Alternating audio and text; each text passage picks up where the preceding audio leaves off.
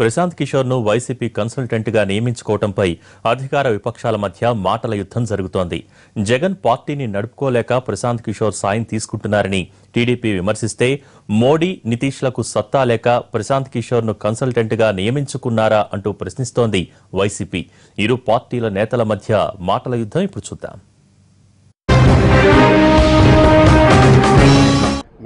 మెప్పిస్తా అనేటువంటి ఉద్దేశంతో రాజకీయ పార్టీ పెట్టుకున్నాడు.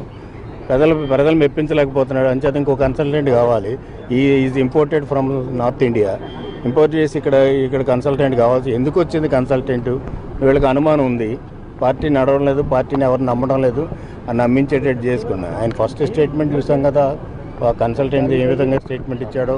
అంచేత మన సత్తా మీద, మన యొక్క స్ట్రెంగ్త్ మీద నమ్మకం లేకపోతే కన్సల్టెంట్ చేయాలి.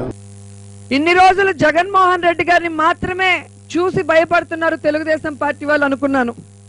కానీ నిన్న అర్థమైపోయింది, ప్రశాంత్ కిషోర్ ని చూసి కూడా ఈ రోజు తెలుగుదేశం పార్టీ వాళ్ళు వణికిపోతున్నారు.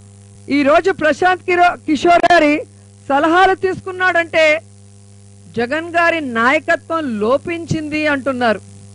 మరి ఇదే ప్రశాంత్ కిషోర్ గారి సలహాలు తీసుకున్న మోడీ గారితో మీరెందుకు జతగట్టి ఎన్నికలకు వెళ్లారు? అంటే మోడీ గారికి నాయకత్వ లక్షణాలు లేవు, నాయకుడిగా పనికిరాడు అనుకొని ప్రశాంత్ కిషోర్ గారి సలహాలు తీసుకున్నాడా?